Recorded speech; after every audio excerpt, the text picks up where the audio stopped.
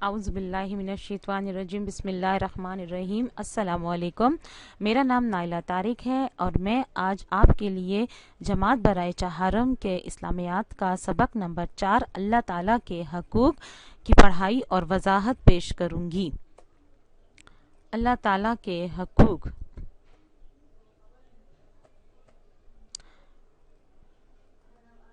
اللہ تعالیٰ کے حقوق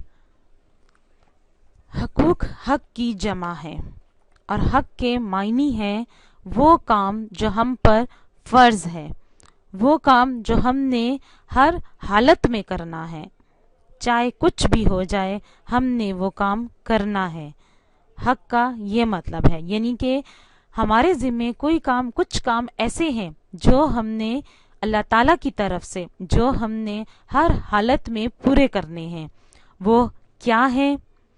وہ یہ ہے کہ اللہ کو ایک ماننا، اس کے ساتھ کسی کو شریک نہ ٹھہرانا، اور اس کے بعد حقوق دو طرح کے ہوتے ہیں، ایک اللہ کے حقوق اور ایک بندوں کے حقوق۔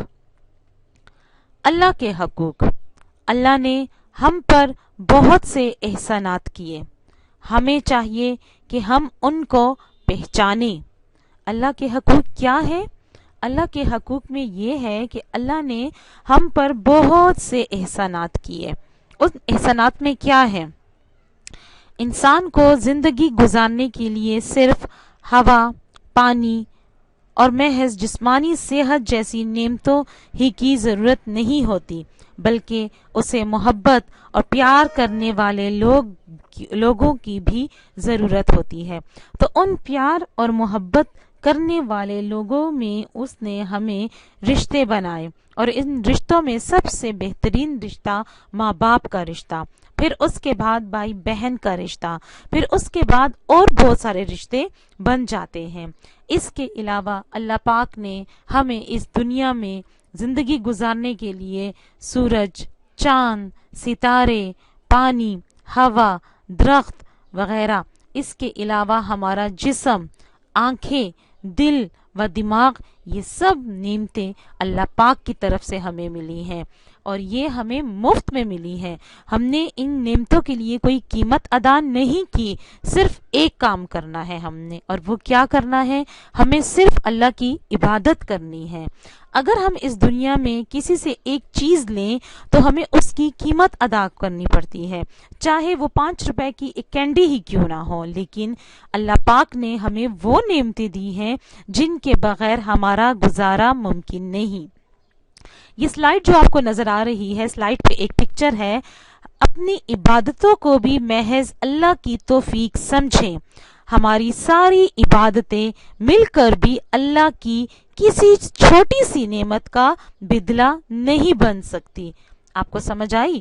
یعنی کہ اللہ نے ہمیں اتنی بڑی بڑی چیزیں دی ہیں۔ ہماری آنکھ، اگر کوئی انسان ہے اور اس کو ایک آنکھ سے وہ کانا ہے اور اس کو نظر نہیں آتا، تو کیا 2 آنکھوں والا اس ایک آنکھ والے کی کمی پوری کر سکتا ہے؟ نہیں، کبھی بھی نہیں۔ تو اس کے لیے ہم مسلمانوں کو، ہم انسانوں کو کیا چاہیے؟ اللہ تعالیٰ نے ہمیں جو اتنا کچھ دیا ہے، زمین، پہاڑ، بارش، دریا، تو ہمیں انسانوں کو کیا کرنا چاہیے؟ انسان کا فرض ہے کہ اللہ تعالیٰ کے احسانات کو جانے اور پہچانے، سچے دل سے ان نعمتوں کا شکر ادا کرے۔ اللہ پاک نے ارشاد فرمایا، اور جو کچھ تم نے مانگا سب میں سے تم کو عنایت کیا، اور اگر اللہ کے احسان گننے لگو تو شمار نہ کر سکو۔ یہ قرآن پاک کی آیت ہے، اللہ پاک نے خود فرمایا ہے۔ یہ پکچر میں دیکھیں، ہمارے لیے اللہ پاک نے چاند، سورج بنایا، پینے کے لیے پانی بنایا، درخت اور پودے، پھل، پھول، جانور، رہنے کے لیے گھر، درخت، یہ سب کچھ اللہ تعالیٰ نے ہمارے لیے مفت میں بنایا ہے، تاکہ میرا بندہ یہاں جائے اور مزے کرے، اور ان مزوں میں وہ میری عبادت کرے اور میرے ساتھ کسی دوسرے کو شریک نہ ٹھہرائے۔ اللہ تعالیٰ کے حقوق ادا کرنے کا بہترین طریقہ، اللہ تعالیٰ کا شکر ادا کرنا اور اس کی عبادت و اطاعت کرنا، زندگی کے ہر معاملے میں رسول پاک صلی اللہ علیہ وآلہ وسلم کی بات مانے۔ کیا بات مانے؟ یہی کہ اللہ ایک ہے، اس کے علاوہ کوئی دوسرا عبادت کے لائق نہیں، اور نہ کوئی اس جیسا ہے اور نہ کوئی ہو سکتا ہے۔ یہ پوری ایک کائنات ہے، یہ پوری ایک دنیا ہے، اس کو چلانے والا بھی ایک ہی ہے۔ اتنا بڑا سورج، اس کو بنانے والا کیسا ہوگا؟ اتنی بڑی دنیا، اور پھر اس کے اوپر اتنے بڑے پہاڑ، پھر ان پہاڑوں کو جس نے کھڑا کیا وہ کون ہے؟ وہ ایک ہی ذات ہے، اس جیسی کوئی دوسری ذات نہیں۔ اللہ پاک ہمیں ان سب نعمتوں کے بدلے میں کیا مانگتا ہے؟ کہ ہم سچے دل سے اس کا شکر ادا کریں۔ اور آپ کو پتہ ہے، جس چیز کا آپ جس نعمت کا شکر ادا کریں گی، اللہ پاک آپ کو اس کے بدلے میں زیادہ نعمت دے گا۔ اس کی عبادت کریں، اس کی اطاعت کریں، جو اس نے حکم دیا ہے اس کا حکم مانیں۔ عبادت کی بڑی قسمیں، عبادت کی دو بڑی قسمیں ہیں، ایک جسمانی عبادت اور مالی عبادت۔ جسمانی عبادت میں کیا آ جاتا ہے؟ نماز۔ ہمیں 5 وقت نماز ادا کرنی چاہیے، خشوع و خضوع کے ساتھ نماز ادا کرنی چاہیے، اس سے اللہ پاک بہت خوش ہوتا ہے، اور یہ شکر ادا کرنے کا سب سے بہترین طریقہ ہے۔ اس کے بعد روزے رکھنے چاہیے، اللہ کی یاد میں خود کو روزہ، یعنی کہ خود کو بھوک سے دور رکھو، اللہ کی پیاری نعمتوں سے خود کو دور رکھنا، اور حج ادا کرنا۔ اس کے بعد ہے مالی عبادت۔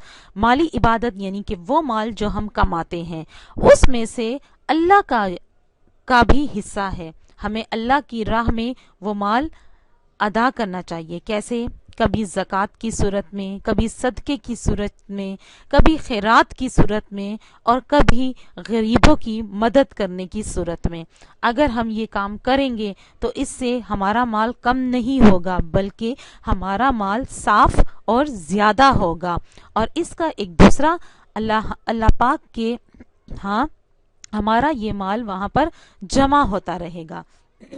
اللہ پاک نے ارشاد فرمایا، اور میں نے جنوں اور انسانوں کو صرف اس لیے پیدا کیا ہے کہ وہ میری عبادت کریں۔ اللہ اس کائنات کا خالق ہے، اس نے اپنی نعمتیں اپنے بندوں کے لیے پیدا فرمائی ہیں، اس لیے اللہ تعالیٰ کا اپنے بندوں پر حق ہے کہ وہ اللہ کی ذات پر ایمان لائیں اور اقرار کریں کہ اللہ ایک ہے، اس کا کوئی شریک نہیں، اس جیسا کوئی نہیں، صرف اور صرف وہی عبادت کے لائق ہے، اسے اپنا خالق و مالک مانیں، سب سے بڑھ کر اس سے محبت کریں، اس کی دی ہوئی نعمتوں پر ہر وقت اس کا شکر ادا کریں، زندگی کے تمام کاموں میں اس کے آخری رسول نبی کریم صلی اللہ علیہ وآلہ وسلم کی بات مانیں اور ان کے احکامات کی پیروی کریں، ہر وقت اللہ کو یاد رکھنے کے لیے دن رات 5 وقت نماز کی پابندی کریں اور زکوٰۃ ادا کریں۔ پیارے بچوں، یہ تھا میرا آج کا لیکچر، اللہ پاک کے حقوق۔ مجھے امید ہے آپ کو سمجھ آئی ہوگی۔ نیکسٹ لیکچر، نیکسٹ ویڈیو تک کے لیے اجازت دیں۔ وآخر دعوانا ان الحمدللہ رب العالمین۔